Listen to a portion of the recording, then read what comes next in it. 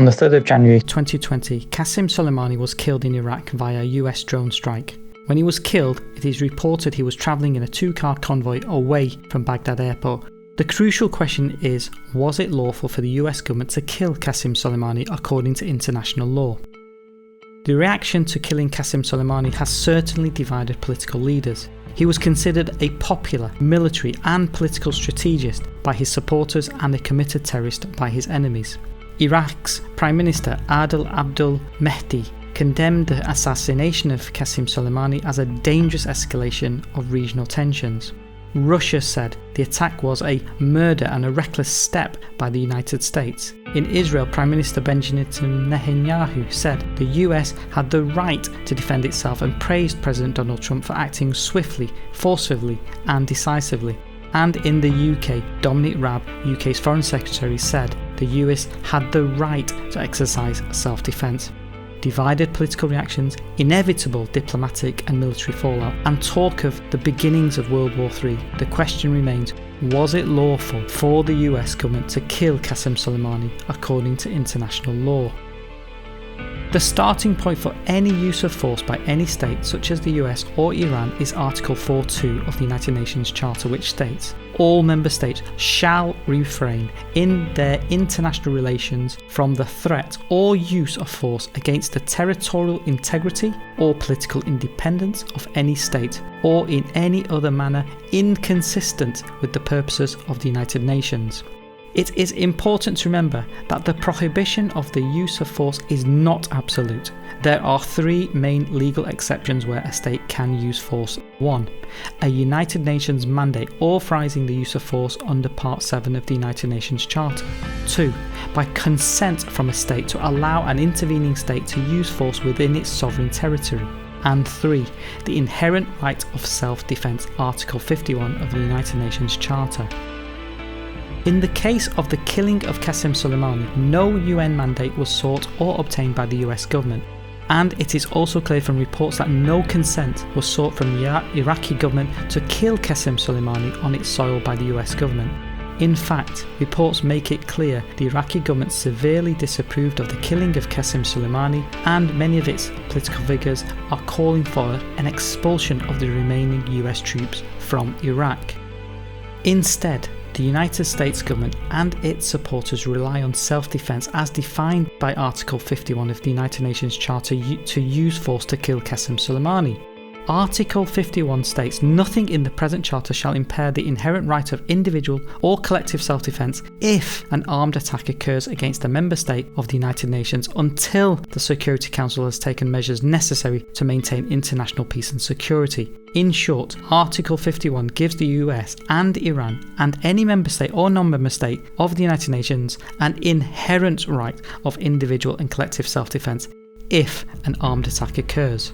Some of the fundamental principles are summarised in the form of questions, which in this case the US government is required to answer to lawfully justify the use of force to kill QASEM Soleimani. The onus is on the US government as a self-declared victim state, having exercised the right of self-defence and thereby using force to kill QASEM Soleimani. Alternatively, any victim, including the US or Iran, which fails to establish a firm legal and factual basis for its use of lethal force, exposes itself to accusations of acting unlawfully, an extrajudicial killing, and an act of aggression on another state.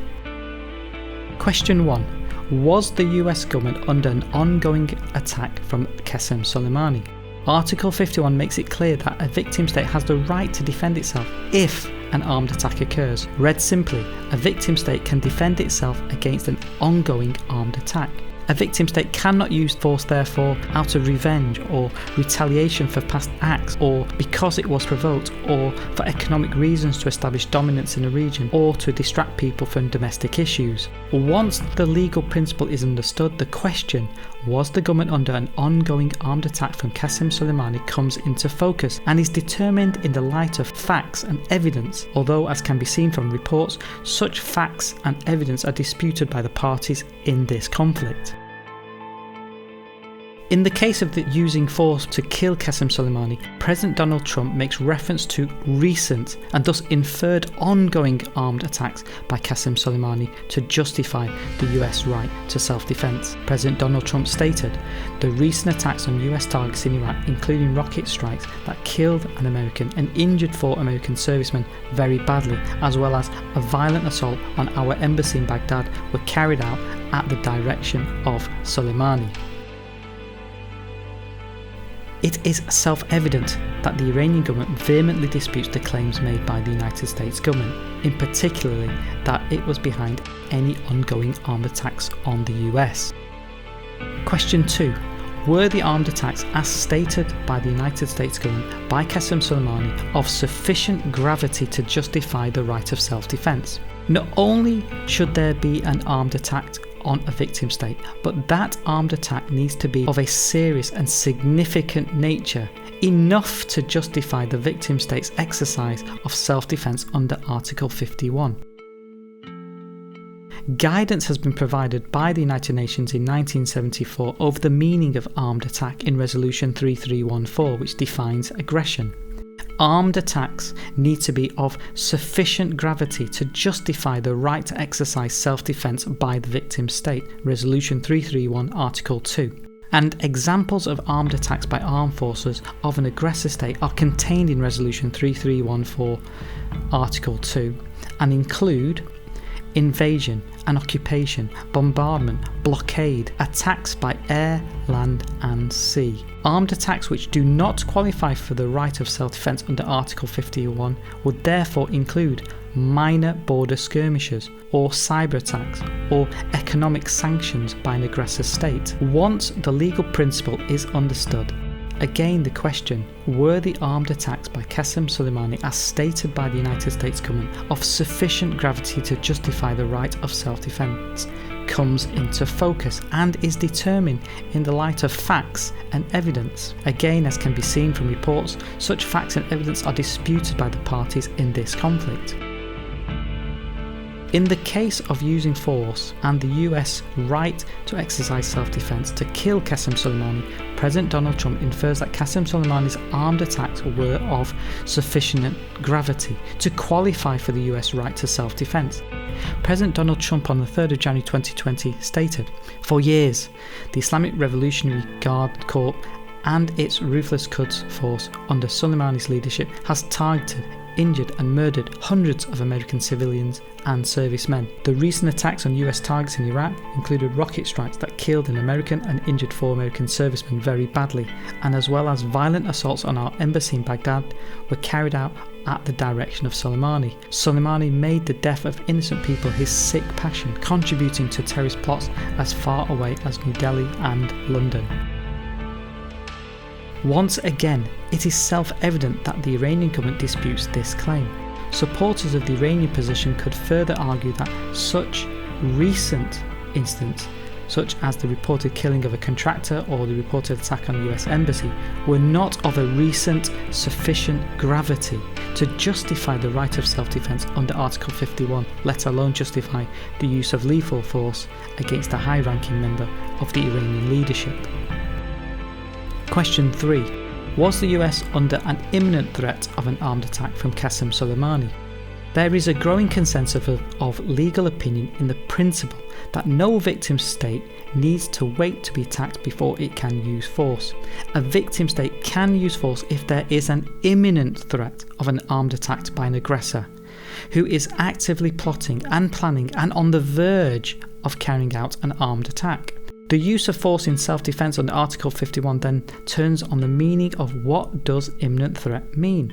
And that legal principle is itself open to interpretation in the sense, to what extent does a victim state have to wait before it can invoke the right to self-defense? But generally, it is therefore not necessary for an armed attack to have occurred against the victim state, such as an invasion, occupation, bombardment or blockade, for the right of self-defense to be invoked.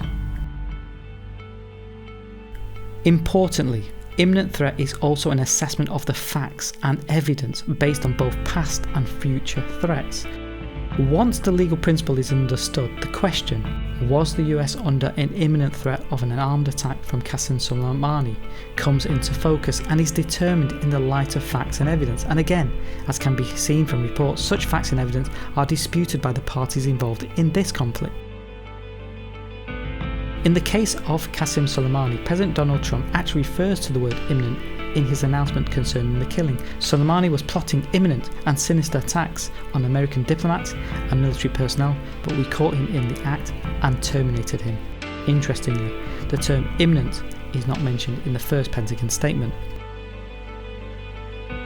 It is again evident the Iranian government vehemently disputes the claims made by the US government, in particular that it was plotting and planning an imminent armed attack against the US. Question 4. Was the US government use of force necessary and proportionate to achieve the military objective posed by QASEM Soleimani? Even if the US was the victim of an ongoing armed attack and or an imminent threat of an armed attack of sufficient gravity, and there is reasonable and objective evidence to support the claim, any use of force in self-defense must still be both necessary and proportionate response. Now, the principle of necessity to use force in self-defense guards against the use of measures which are not necessary in response to an armed attack.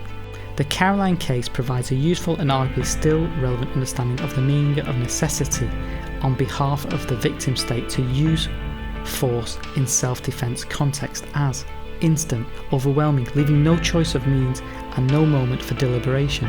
Necessity therefore means there are no other alternatives but to use force by the victim state, such as arrest, using diplomatic channels to resolve matters, or seeking a United Nations mandate for coercive and non-coercive measures. In other words, using force by the victim state is really the last resort. The principle of proportionality is using force in self-defense means that the use of force response must reflect the scope, the nature and gravity of the ongoing armed attack or imminent threat of attack itself. The idea of proportionate response guards against an excessive response by the victim state to use, for example, nuclear weapons against the aggressive state who carried out an attack on an oil installation to send the aggressor state back to the Stone Age, for instance. The ICJ has held in the Nicaragua case that self-defense would warrant only measures which are proportional to the armed attack and necessary to respond to it. Once the legal principle is understood, again the question, was the US government use of force necessary and proportionate to achieve the military objective posed by QASEM Soleimani comes into focus, is determined in the light of facts and evidence. Once again, as can be seen from reports, such facts and evidence are hotly disputed. The Pentagon statement uses the term necessary and reads, "This strike was aimed at deterring future Iranian attack plans. The United States will continue to take all necessary action to protect our people and our interests wherever they are around the world." Those who oppose the US killing of QASEM Soleimani on grounds of necessity and proportionality may point to the following. Why was it necessary to kill QASEM Soleimani now, if he was the number one terrorist for several years? Why were no other non-military alternative sought? Why was this the last resort? Was it necessary and proportionate to kill a high-ranking foreign government official akin to a foreign secretary by drone attack? Was his role really pivotal to his two armed attacks on the US? Would his removal meet the objectives sought by the US government? And was it proportionate response as others were killed in the drone strike? It's hoped this legal video explainer has at least highlighted and clarified some of the international legal principles behind the use of force and disputed facts and evidence behind the headlines. It's also important to emphasise that in order to hold a mirror to the more controversial uses of force, it is essential to have greater transparency from decision makers when they take up arms and use force, at home or abroad, both the principles used and the facts and evidence they rely on concerning the life and death of its citizens and foreign nationals.